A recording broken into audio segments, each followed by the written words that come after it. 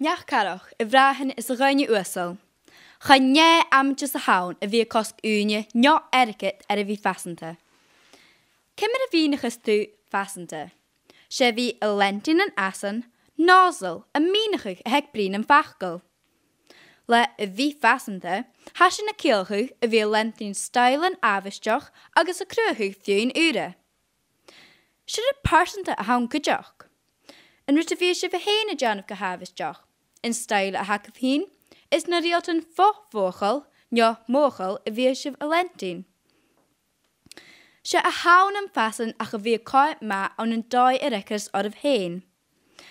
Ha a bhí fasanta a táisteach ar nötig, ar meise grúis, ar falt, is fís ar carichin. Ha imimeach dói an san ringain a bhí fasanta, agus siach an erb. Antáiseach, sé duine síomhálta a hanin, is mar sin siad a bhíadnach a haun an airtíigh na chacha sin an taith sa bhatín. Chofats nach ein nudas a hunnet. Ha mi táte éicin a chael gindjan leit cálrain an och. Mar sin, cur san in de heig se van teitach a harf an dráste. En de heig se viet sgas gedeert an teitich a baske ar live. Njan dreintjef is an a vi spatchel an och. A kaart man kurstorm nach mi haft talitje ra, gydach gach dunje in seo ùine seachert san a vi fasanta. A vrieven, nachal síse cát díadach Àrdgsoil Gheàrrloch. Nar behan an persanta is professanta, bí an teitach a háin a táist seachad fisachaich mar déin. Is bí bui ag a seo ar chus servachal sa hásin. Ha fasan cutramach is a táist teachgrach seachad go bhfuil sin a cát as ar dé hain, agus rutin ile. Chai ránscha dhéanamh ach in garid mú asan san áte oprach. Cheallach sein stelvin je varnich le masig rús ore, is barnich le uiten rúskje. Ko rúna duine a cheall ore, gymbeig na barnich an roh masig rús as komasiche.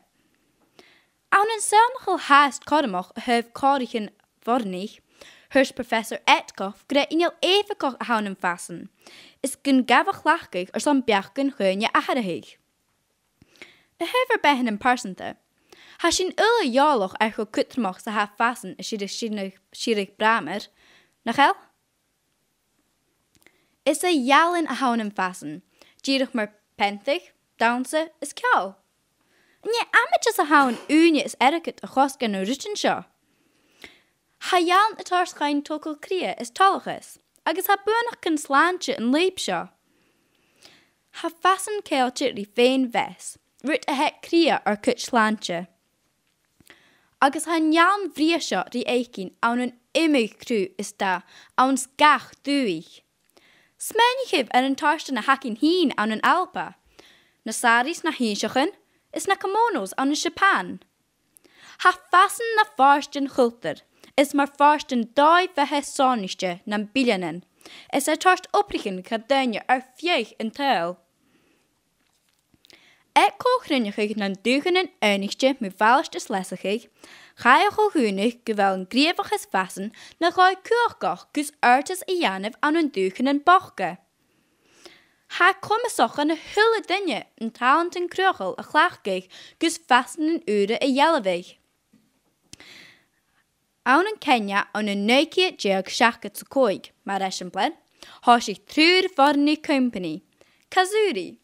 San Grieke kan alleen dagach a janef is a reik. Is een prieb ames achke oprichen a gruge san duine bach. An ju ha een kiet fiche duine a goppergaif. Is ha duine vo giach kjarn san tuil a kenach an sétriachke. Ha company en bekke mar seo gut riek san saas a grieviges fassen. Rut wel féim san urtus economicoch. Meerig. Jamin duig ac in hien, is die funks en stein erkich. Wel, ha grievig is fassen, lan daguch erkich gierig is erkich nog gierig, a janep 3.6 biljoen nacht, ga economy 13 savliene. Han kostel kuch den economy a tjien on grievig is fassen. Hátáist opair ga 1.3 milliún neach san dúi seo. Cóiciata de cheach is deach bhreachtain.